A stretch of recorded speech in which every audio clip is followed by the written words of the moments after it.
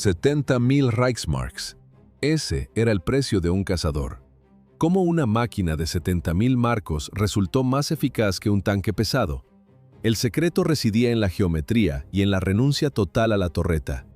A diferencia del Panther o el imponente Tiger, el Stug 3 no nació para la gloria, sino para la economía de guerra. Construir un Tiger costaba 300.000 Reichsmarks, un Panzer IV, 100.000. El Stug 3 se liquidaba con 70.000. Los generales alemanes no veían almas, veían hojas de cálculo. Por el precio de un solo tanque pesado, las fábricas entregaban 4 piezas de artillería de asalto. La pérdida de una tripulación se volvía, estadísticamente, aceptable. El diseño era un ejercicio de minimalismo brutal. Los ingenieros tomaron el chasis del Panzer III y eliminaron la torreta giratoria. En su lugar, soldaron una casamata fija. Menos piezas móviles. Menos horas de trabajo. Más espacio para un cañón de 75 milímetros de alta velocidad. La altura de la máquina era inferior a la de un hombre de pie. En las estepas rusas, el Stug desaparecía entre la maleza. Era un fantasma de acero. Los artilleros aliados buscaban siluetas en el horizonte, pero el Stug ya estaba allí, agazapado. Su perfil bajo lo hacía casi invisible hasta que el primer disparo perforaba el blindaje enemigo. Ópticas superiores. Agilidad mecánica. Al no cargar con el peso de una torreta, el motor sufría menos. Mientras los Panther se descomponían en el barro, el Stug seguía avanzando. Tenía el índice de disponibilidad más alto de toda la Wehrmacht. Para sobrevivir a los rifles antitanques soviéticos, añadieron las Schürzen. Eran faldones de acero separados del casco. El proyectil impactaba, perdía estabilidad y se desviaba antes de tocar el blindaje principal. Era una defensa barata para una guerra de desgaste. Desde el calor del norte de África hasta el frío de Italia, esta caja de metal cumplió su función. Para 1945, Alemania fabricó más de 10.000 unidades del Stug 3. Superó en bajas confirmadas a cualquier otro vehículo alemán. Todo se reducía a una fría división aritmética. Un Tiger costaba 300.000 marcos, un Stug 3, 70.000. El diseño comenzó con la mecánica. Los ingenieros tomaron el chasis de un tanque convencional y eliminaron la torre giratoria. En su lugar, instalaron un cañón de 7.5 centímetros de cañón corto. Soldadores alemanes unían planchas de acero directamente al casco. Formaban una estructura fija llamada casamata. La producción se aceleró. Al eliminar el complejo mecanismo de rotación de la torre, las fábricas ahorraban miles de horas de trabajo. Era una solución de emergencia ante la sangría del frente. Menos tiempo en el taller significaba más acero en la vanguardia. ¿Cómo se transformó un vehículo de apoyo en un cazador de acero? La respuesta llegó con el concepto Panzerjäger. Los alemanes sustituyeron los cañones de baja velocidad por piezas antitanque de alta penetración. El apoyo a la infantería quedó en segundo plano. La prioridad ahora era destruir blindados enemigos. Esta arquitectura se aplicó a casi todos los modelos, con la excepción del Tiger 1. El proceso era metódico y brutal. Un operario bajaba el cañón con una grúa, otro ajustaba los pernos al chasis, un tercer equipo sellaba la estructura con electrodos, fijando para siempre la superestructura blindada al casco del vehículo. ¿Quién manejaba las máquinas que reemplazaron a los tanques convencionales? No eran tanquistas, eran artilleros de la Wehrmacht. El artillero pegaba el ojo al visor óptico SFLZFL. El mundo se reducía a una retícula grabada en cristal. Fuera, el objetivo. Dentro, el cargador manipulaba proyectiles de 75 milímetros en un espacio donde apenas cabían 2 hombres de pie. Tras el disparo, el aire se volvía irrespirable. Un olor agrio a cordita inundaba la cabina cerrada. No había ventilación suficiente, solo el sonido metálico de la vaina vacía golpeando el suelo. A pesar de su origen, estos hombres se convirtieron en la élite. Eran tiradores quirúrgicos. Mientras las divisiones Panzer se desangraban en ataques imposibles, los batallones de asalto sostenían sectores enteros del frente en solitario. Se volvieron el espinazo de la defensa alemana.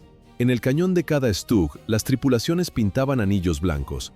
Cada anillo era un tanque enemigo destruido. Pronto, los cañones estaban cubiertos de marcas de punta a punta. La demanda superó la lógica.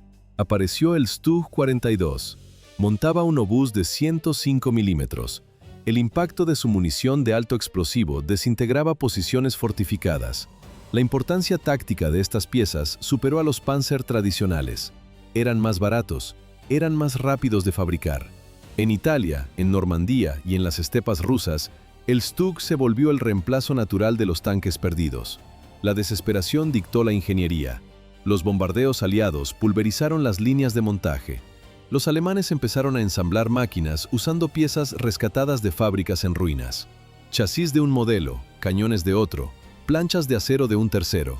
El Stug 4 nació así, aprovechando el robusto bastidor del Panzer IV para mantener viva la producción. Hoy, la historia recuerda el rugido de los Tiger y la silueta de los Panther. Los Stug 3 y 4 permanecen en la sombra mediática. A pesar de ser los vehículos blindados más fabricados y letales del Tercer Reich, su estatus es el de un arma invisible.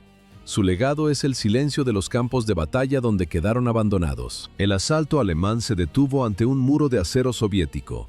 Los T-34 y los KV-1 no eran solo máquinas, eran un choque de realidad. Los cañones cortos del Stug 3, diseñados para pulverizar búnkeres, rebotaban contra el blindaje ruso. El pánico exigía una respuesta inmediata. La solución fue el cañón largo. Primero el L-43, luego el L-48 de 75 milímetros. Dentro de la cabina, el espacio desapareció. El retroceso del nuevo cañón sacudía toda la estructura con un estrépito metálico asfixiante. Los artilleros apenas tenían aire para respirar entre disparo y disparo. Aquella máquina, que el alto mando prohibía usar contra tanques, se convirtió en el verdugo de la Unión Soviética. En 1943, cerca de Leningrado, la eficacia alcanzó niveles absurdos. 41 vehículos alemanes enfrentaron una marea roja. 221. Ese fue el número de tanques T-34 y KV-1 destruidos por un solo batallón. Los alemanes perdieron solo 13 máquinas. La proporción no era combate, era ejecución. Kurt Nispel, el as de la Panzerwaffe, forjó su leyenda en este entorno de hierro y pólvora. Aunque operó diferentes blindados, gran parte de sus más de 160 victorias las consiguió apretando el disparador dentro de un Stug. No eran tanquistas de élite, eran artilleros con la espalda contra la pared. Al final de la guerra, estas unidades habían reclamado más de 30.000 tanques soviéticos. ¿Qué hacer cuando no quedan recursos para nuevos chasis? Cortar el techo de los viejos. El Jagdpanzer 38T parece inofensivo en los videojuegos. Compacto, bajo, casi simpático. La realidad era un error de cálculo letal. Para sus tripulantes, el Hetzer no era una solución, era un castigo. En 1943, la maquinaria alemana se asfixiaba. Los nuevos tanques soviéticos superaban todo lo conocido. El Tercer Reich necesitaba blindados baratos y masivos. El pragmatismo dio paso al delirio. Aprovecharon el chasis del tanque checoslovaco 38T, una reliquia diseñada antes de la guerra. A diferencia de los cazacarros Marder, vulnerables por su altura, el Hetzer debía ser invisible.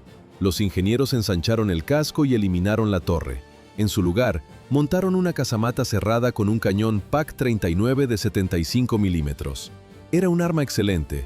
A menos de 1000 metros, perforaba casi cualquier blindaje aliado. Pero el diseño era un callejón sin salida.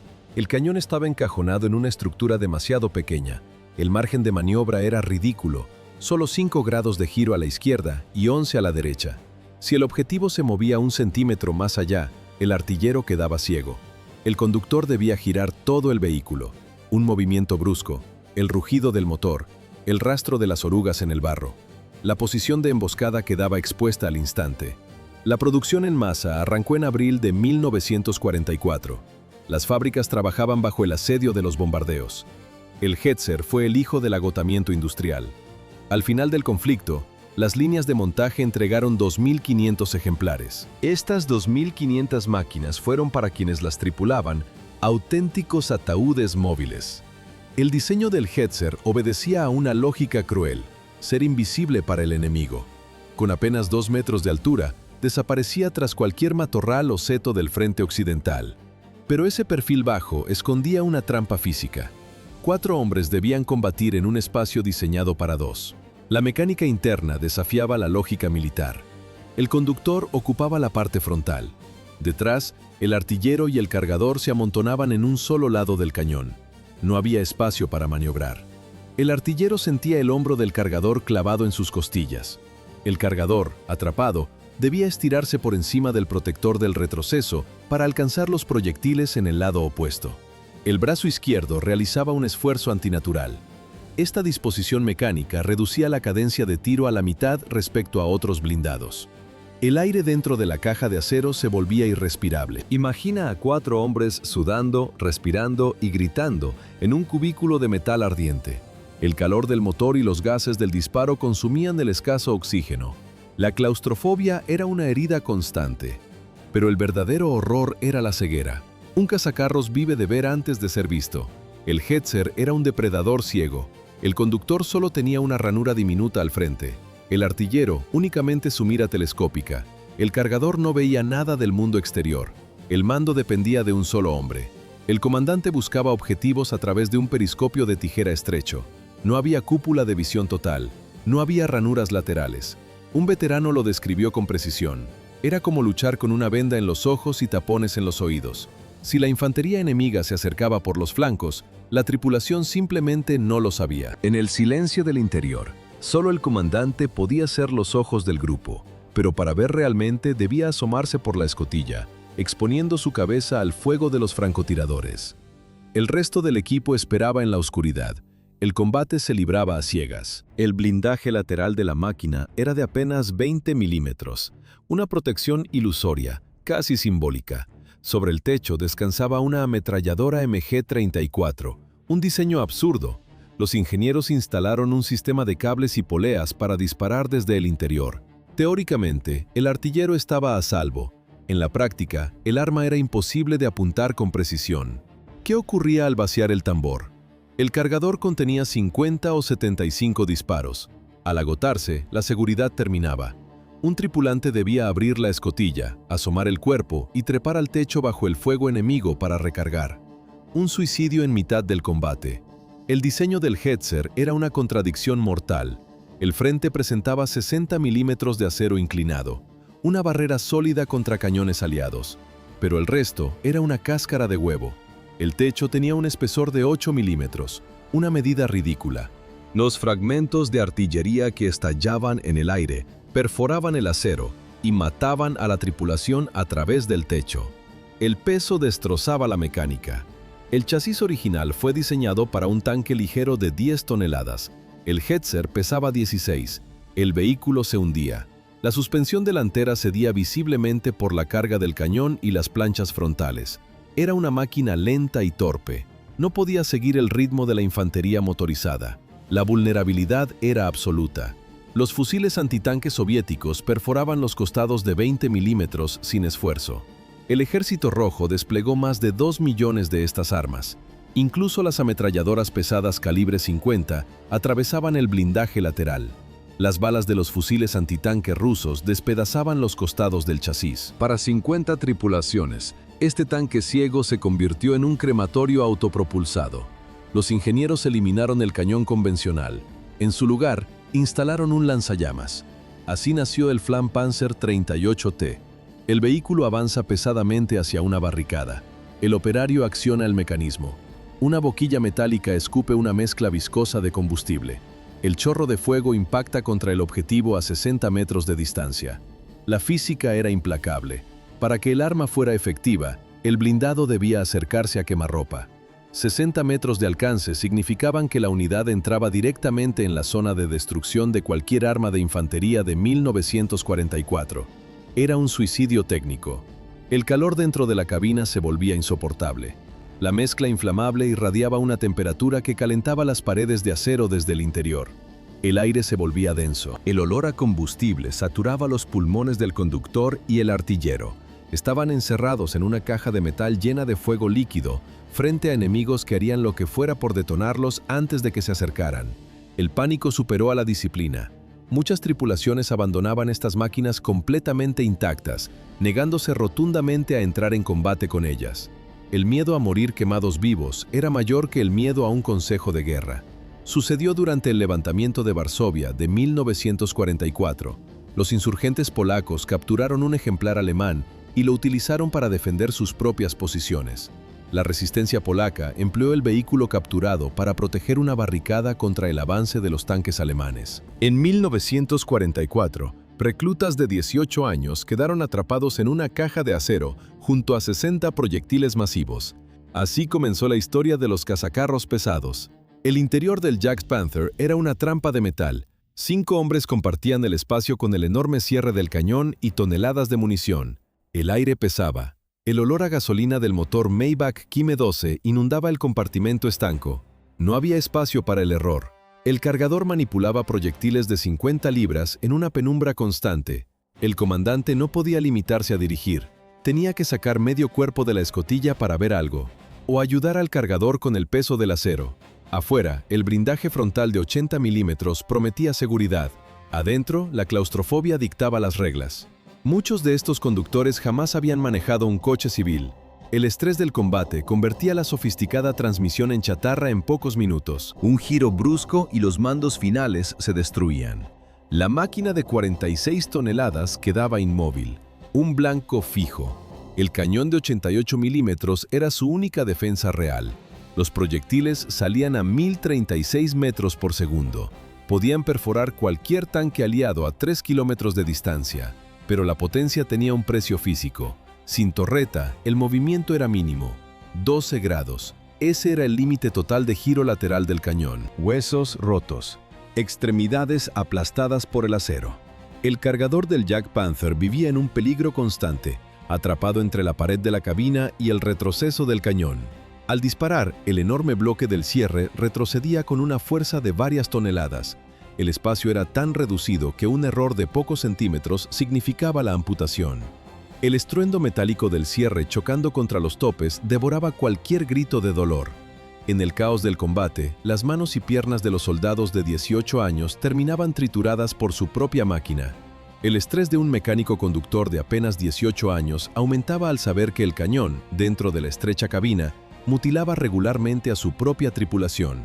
La guerra en Normandía no permitía errores. El terreno de los Bocage, con setos de 3 metros de altura, convertía el campo en un laberinto de muros vegetales. Era el escenario ideal para la emboscada, pero una trampa mortal para la retirada. La visibilidad era nula. El aire olía a pólvora quemada y vegetación triturada. ¿Cómo enfrentaban los aliados a estos monstruos?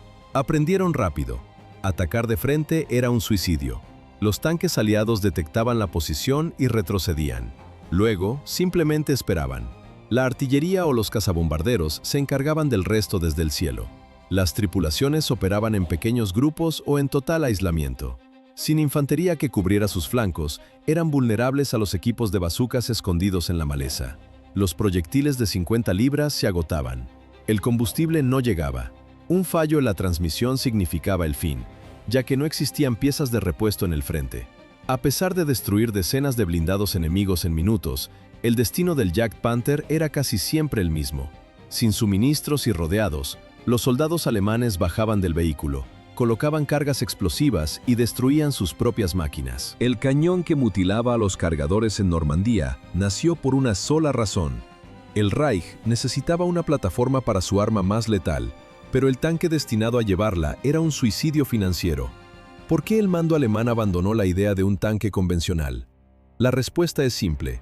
Una torreta con su mecanismo de giro costaba casi lo mismo que un chasis completo. La economía de guerra no permitía lujos. El Tiger II era una joya de ingeniería, pero resultaba demasiado lento y caro de fabricar. Las fábricas no daban abasto.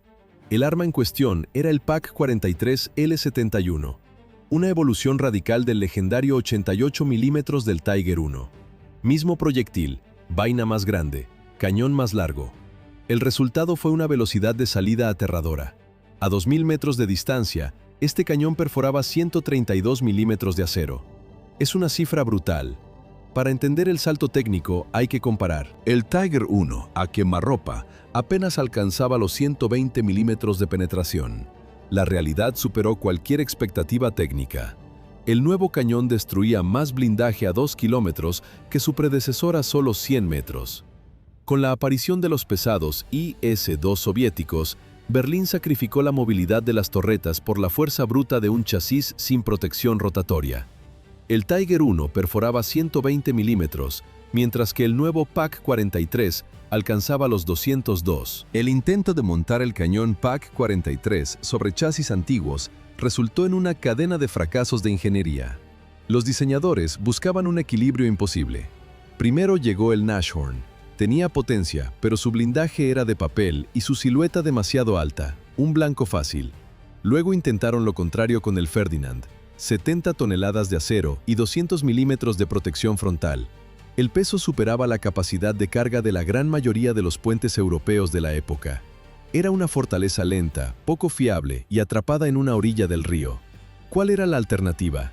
Los modelos Hetzer y Jagdpanzer IV funcionaban para la producción en masa, pero sus cañones de 7,5 centímetros ya no perforaban lo suficiente. La solución apareció al unir el PaK-43 con el chasis del Panther. El encaje fue perfecto. Soldaron una casamata fija al casco y refinaron el diseño hasta crear el Sonderkraft Fahrzeug 173. El mundo lo conocería como Jagdpanther. La producción comenzó en enero de 1944. Berlín exigía 160 unidades al mes. Los bombardeos aliados redujeron esa cifra a escombros. Para mediados de año, solo 46 máquinas habían salido de las líneas de montaje. La guerra terminó con apenas 415 unidades construidas. Las fábricas alemanas se detuvieron bajo el fuego constante de las fortalezas volantes. Muchos de los 415 Jagdpanther fabricados no murieron bajo el fuego enemigo. Su verdugo fue la logística. ¿Quién destruía las mejores piezas de la ingeniería alemana? Sus propias tripulaciones. A finales de 1944, perder los yacimientos de Rumanía sentenció al Reich. Sin combustible, el acero era chatarra. Imagina la escena, el tanque está intacto, el cañón funciona, pero el indicador de gasolina marca cero. El comandante da la orden. Los hombres colocan cargas explosivas en la recámara y el motor. El olor a cable quemado y diésel derramado inunda el habitáculo. Un estallido sordo, el Jagdpanther se convierte en una pira de metal. El historial del batallón de cazacarros pesados 563 es el resumen de esta agonía.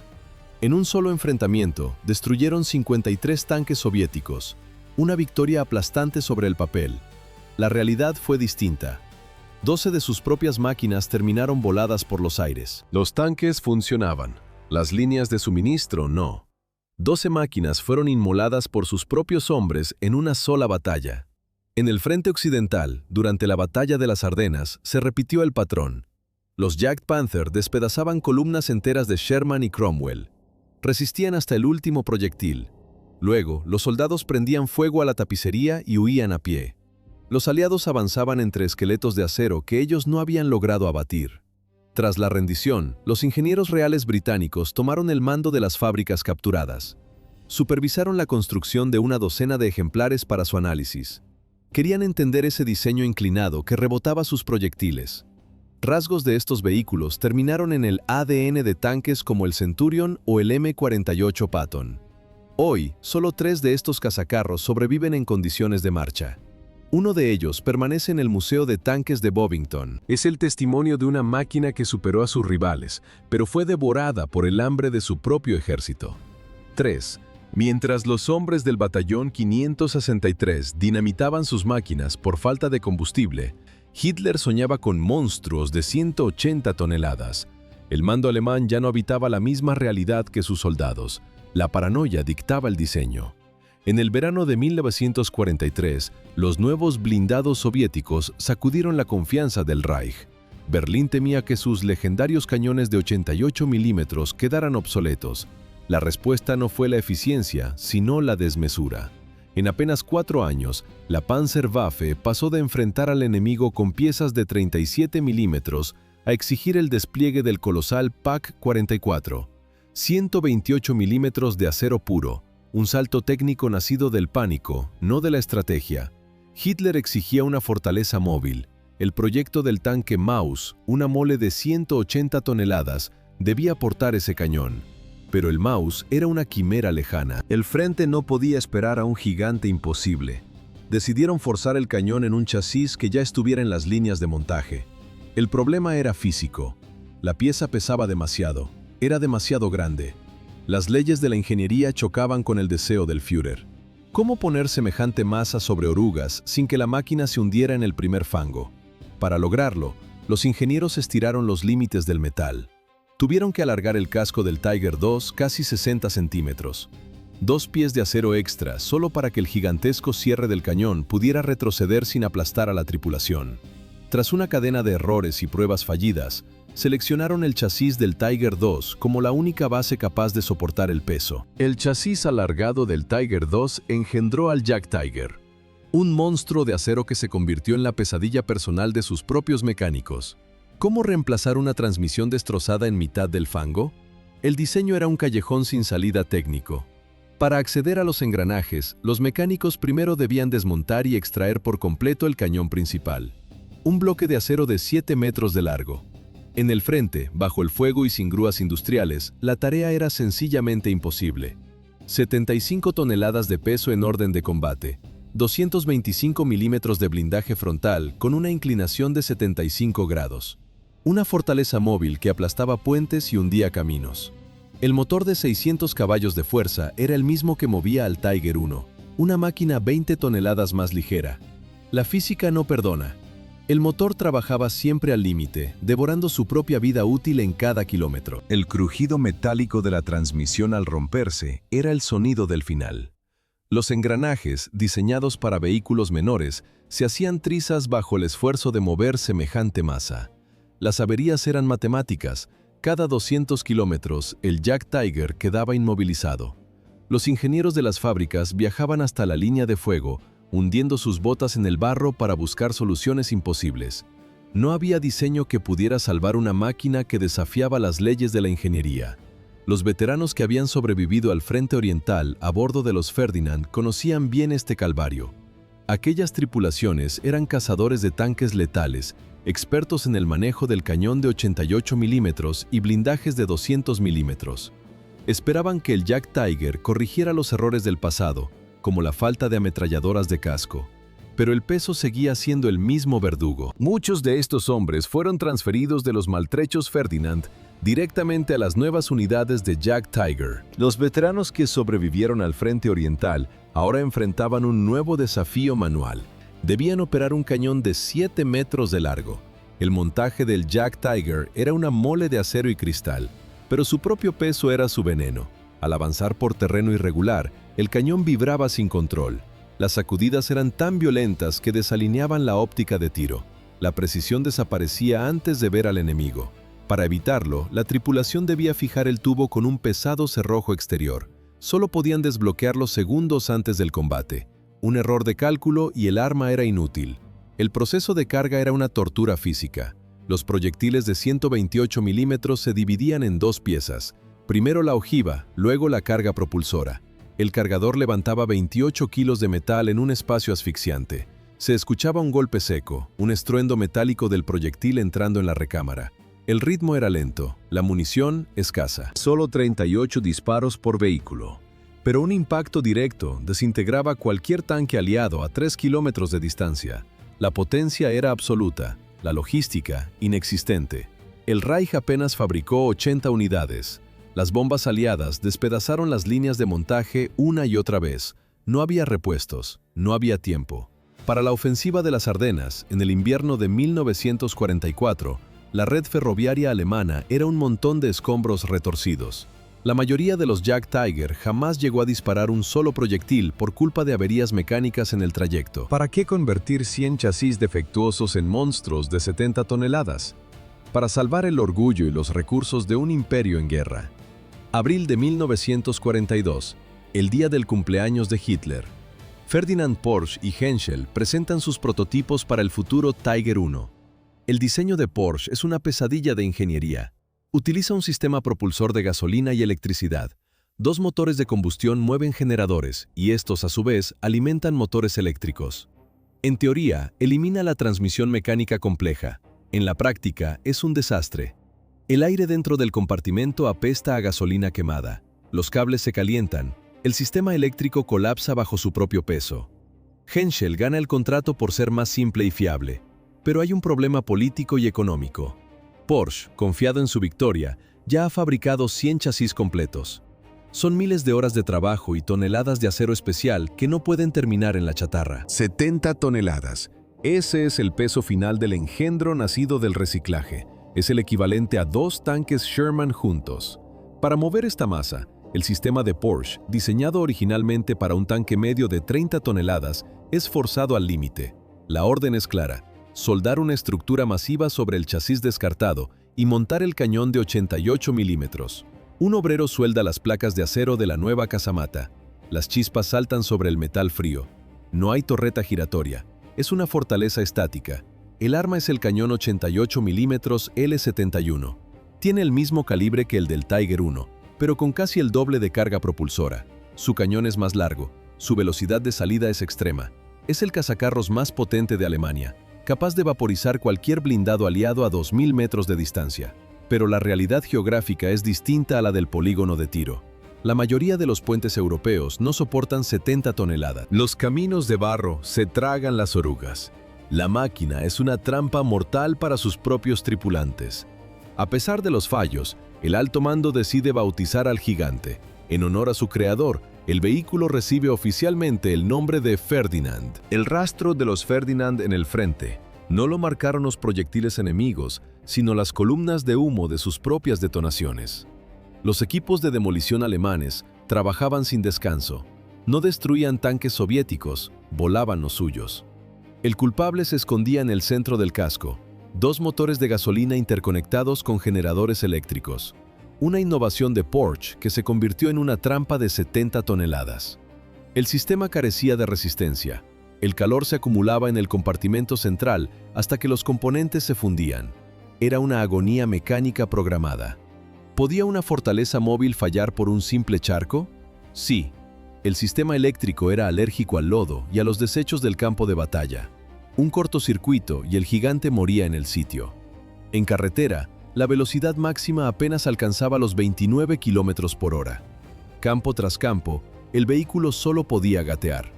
El Ferdinand tenía un punto débil matemático: su autonomía. El tanque poseía un alcance operativo oficial de solo 90 kilómetros, un margen insuficiente para un día estándar de maniobras.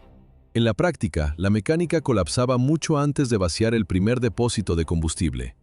Si la máquina se hundía en el barro, el destino estaba sellado. La evacuación era una pesadilla logística. Para remolcar un solo Ferdinand hacían falta entre 3 y 5 vehículos de recuperación pesados trabajando en unísono. A menudo, el esfuerzo era inútil. El peso aplastaba cualquier intento de rescate. Ante el avance enemigo, el manual era drástico: abandonar y dinamitar. La mayoría de estas moles terminaron como chatarra en tierra de nadie por fallos en el tren de rodaje. Solo unos pocos cayeron por fuego de artillería pesada o ataques de infantería en sus flancos vulnerables. El desastre fue inmediato. A los pocos días de comenzar la operación, de los 89 Ferdinand desplegados, solo quedaban 12. El gigante de acero se detuvo. Una oruga rota lo convirtió en un búnker estático en mitad de tierra de nadie. Los ingenieros, en su prisa por enviarlo al frente, olvidaron lo básico. El Ferdinand no tenía ametralladoras.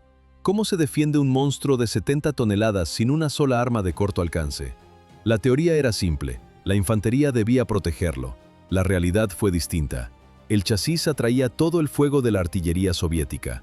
Los granaderos alemanes se negaban a acercarse. Preferían quedarse atrás, lejos del imán de proyectiles. Sin escolta, el Ferdinand estaba ciego. La infantería soviética aprovechó el vacío. Un soldado corría hacia el flanco. Un cóctel Molotov impactaba en las rejillas de ventilación. El humo llenaba la cámara de combate mientras el motor rugía con un estruendo ensordecedor en la sección central. Los tripulantes no oían nada del exterior, solo el metal vibrando bajo sus pies. Sin ametralladora de casco, esta fortaleza de 70 toneladas era tan indefensa ante un solo hombre como los tanques de la Gran Guerra. El aire dentro se volvía irrespirable. El calor de los motores y los gases de los disparos convertían el espacio en un horno. La fatiga era absoluta. Los hombres combatían todo el día bajo el fuego. Al caer el sol, no había descanso. Pasaban toda la noche ayudando a los mecánicos entre grasa y piezas rotas. Al amanecer, volvían al ataque solo para pisar una mina o sufrir otra avería mecánica. En Kursk, los supervivientes se convirtieron en la punta de lanza. Allí encontraron a su primer rival de peso, el Su-152. Fue un duelo de gigantes. En un encuentro, un obús soviético de 152 milímetros impactó directamente en un Ferdinand desde 3 kilómetros de distancia. La fuerza fue brutal. Sin embargo, la óptica superior alemana respondió. Varios Su soviéticos terminaron envueltos en llamas antes de poder acercarse. La fiabilidad seguía siendo el verdugo silencioso. Cada día, la lista de bajas mecánicas crecía. Solo un par de máquinas estaban listas para el combate en cualquier momento. El resto esperaba piezas que nunca llegaban. Cuando la marea cambió y el ejército alemán comenzó la retirada, el Ferdinand encontró su propósito. Desde posiciones defensivas eran letales. Destruirlos de frente era imposible, incluso a quemarropa. Pero el flanqueo seguía siendo su sentencia de muerte. Los 2 batallones de Panzer suplicaron tiempo al cuartel general.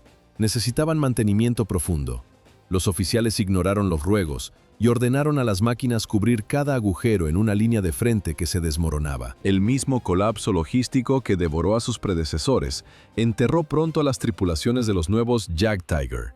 Las vías férreas estaban destrozadas. Los gigantes de 71 toneladas se vieron obligados a realizar marchas forzadas por carretera. Escucha el metal. La transmisión chirriaba bajo un esfuerzo para el que no fue diseñada. El acero crujía.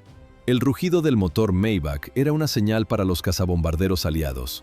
Los Jagdtiger eran blancos lentos, enormes y predecibles. Si la mecánica fallaba o el combustible se agotaba, el final era el mismo.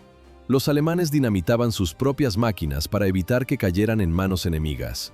Para 1945, los veteranos habían muerto o estaban en campos de prisioneros. ¿Quién quedaba en las escotillas?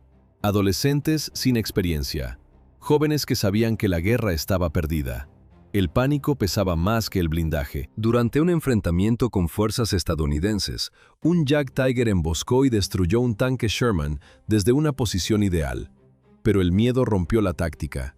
Al recibir disparos de respuesta, el comandante ordenó girar para huir. Expuso el vulnerable flanco lateral. Un solo impacto perforante bastó. Los civiles locales delataban las emboscadas a los aliados. Los aviones llegaban antes que la infantería. El Jagdtiger era una anomalía aritmética. Por el precio y el tiempo de un solo Jagdtiger, Alemania podía fabricar 30 Hetzer. 30 contra 1. 3.000 Hetzer habrían sido una amenaza real frente a 100 Jagdtiger que apenas funcionaban. El proyectil atravesó el costado y alcanzó la munición almacenada. Toda la tripulación murió en un segundo. ¿Qué detuvo a un blindaje frontal de 200 milímetros? Simples campos de minas. La nueva máquina era una fortaleza móvil. El chasis y la casamata presentaban una placa de acero de 200 milímetros de espesor. Ningún cañón aliado podía perforar eso. Era el doble de protección que un Tiger I. Los laterales, de 80 milímetros, completaban un caparazón casi impenetrable. Berlín diseñó el Ferdinand para un escenario específico, las llanuras del frente oriental. Espacio abierto, distancias largas. El plan era simple: avanzar de frente y destruir todo antes de que el enemigo pudiera acercarse. Abril de 1943. El mando alemán formó 2 batallones pesados con 90 cazacarros. El entrenamiento fue breve y apresurado. Los cargaron en trenes hacia el este para la Operación Ciudadela. Casi todos los Ferdinand fabricados terminaron en el sector de Kursk. El primer día de combate fue una carnicería. Un solo grupo de Ferdinand destruyó 22 tanques soviéticos. Disparaban desde más de 2 kilómetros de distancia.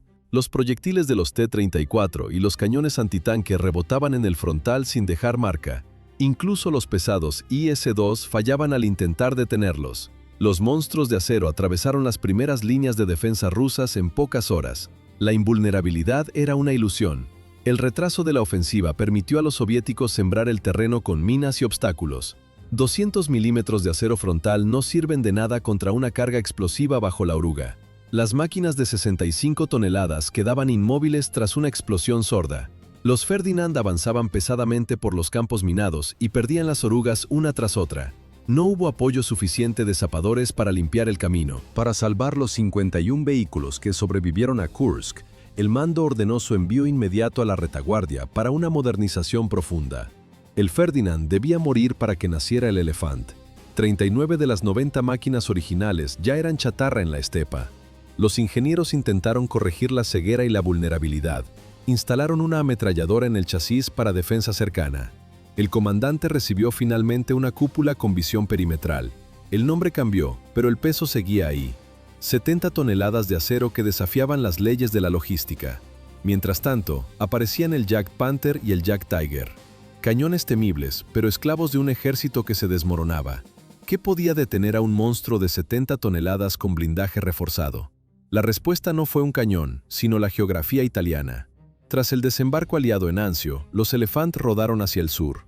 Italia no era una llanura, era una trampa de roca y barro. Los caminos eran estrechos, el suelo traicionero. El desastre empezó antes de ver al enemigo. Un Elephant intentó cruzar un puente de piedra antiguo. Bajo las orugas, la mampostería milenaria crujió y se deshizo como arena. El coloso de acero se precipitó al vacío. Otro se deslizó por una ladera de montaña. Fue imposible rescatarlo. Los zapadores tuvieron que volarlo con explosivos para evitar su captura. En el cielo, el peligro era absoluto. Los cazabombarderos P-47 Thunderbolt patrullaban buscando sombras lentas. Las bombas de 500 libras caían con precisión quirúrgica. El metal se retorcía. Al menos 2 Elephant fueron pulverizados por impactos directos desde el aire. Las tripulaciones, bajo acoso constante, abandonaban las máquinas averiadas. No había grúas capaces de moverlos. El mito de la invulnerabilidad terminó en las cunetas de la carretera hacia Roma. Un ejemplar cayó intacto en manos aliadas y terminó en un barco rumbo a Estados Unidos. El peso se convirtió en ventaja solo cuando el movimiento se detuvo. El Jack Tiger encontró su propósito en la emboscada. Ocurrió durante la ofensiva de las Ardenas, mientras la Tercera Armada de Patton avanzaba hacia un punto crítico, Chaumont. Nadie en el frente conocía al gigante. 4 Jack Tigers bajaron de los vagones del tren ante la mirada incrédula de los soldados alemanes. Eran moles desconocidas. Los comandantes ordenaron silencio absoluto. Las máquinas treparon la cresta boscosa y se fundieron con la vegetación. Frente a ellos, el terreno se abría como un mostrador. Los elementos de vanguardia estadounidenses aparecieron en el horizonte. Tanques Sherman encabezaban la marcha. Los alemanes esperaron. El dedo en el disparador, el motor en ralentí. Dejaron que la columna entera entrara en la zona de muerte. El primer disparo de 128 milímetros partió el acero. Luego el segundo. El caos fue instantáneo. Los Jack Tigers ejecutaron una masacre desde la altura. El humo negro de los Sherman incendiados cubrió el campo abierto. El olor a metal fundido y combustible llenó el aire del valle. 11 tanques estadounidenses quedaron reducidos a chatarra en pocos minutos. La eliminación de esas 11 máquinas significó borrar casi una compañía blindada entera del mapa. Patton tuvo que detenerse. Los Jack Tigers apoyaron a la infantería y congelaron el avance enemigo sin recibir un solo rasguño en su coraza frontal. Los estadounidenses tardarían meses en comprender qué clase de monstruo los había diezmado en Chaumont. Pero el éxito era un espejismo. En enero de 1945, durante la Operación Nordwind, la realidad golpeó de vuelta. El primer Jack Tiger cayó. No fue un duelo de titanes. Una bazuca impactó en la parte trasera, la zona más débil. El proyectil alcanzó la munición almacenada. Una explosión interna desintegró la estructura y mató a toda la tripulación al instante. El cazatanques más pesado del mundo había cobrado su cuota de sangre antes de mostrar su fragilidad. El marcador en aquella emboscada fue de 11. Para la primavera de 1944, el acero alemán se hundía en el barro de Ucrania. Los últimos ejemplares del Elephant regresaron al frente oriental para enfrentar una geografía hostil. El lodo era profundo, los motores se sobrecalentaban al intentar liberar las 65 toneladas de peso. La movilidad era un recuerdo. Sin embargo, en posiciones estáticas, su cañón de 88 milímetros seguía siendo letal. Detuvieron varias ofensivas soviéticas. Pero el avance enemigo era una marea imposible de contener. La guerra estaba perdida. Para el año 1945, el batallón de cazatanques pesados se había reducido a solo 4 máquinas semioperativas. Estos gigantes ya no eran armas de maniobra, se convirtieron en búnkeres de metal en las rutas hacia la capital. Su función era simple: disparar hasta que el mecanismo fallara o el enemigo los rodeara. Defender los accesos a Berlín significaba que ya no necesitaban moverse, solo resistir. El 22 de abril de 1945 marcó el principio del fin. 2 unidades entablaron combate contra las vanguardias soviéticas al sur de la ciudad. Lucharon hasta que sus transmisiones colapsaron. Los tripulantes abandonaron las máquinas y las volaron por dentro. Las 2 piezas restantes retrocedieron hacia el centro de Berlín. Tomaron posiciones entre los escombros de las calles. Lograron destruir varios cañones de asalto soviéticos antes de que el cerco se cerrara definitivamente. El fin de la ingeniería de pesadilla llegó en las ruinas de la capital. Las últimas 2 tripulaciones dinamitaron sus vehículos para evitar que cayeran intactos. se entregaron al cautiverio. Hoy, solo quedan 2 ejemplares de las 90 unidades fabricadas. Uno descansa en un museo de Rusia, el otro permanece en los Estados Unidos. Las últimas tripulaciones de los 4 Elephants se rindieron.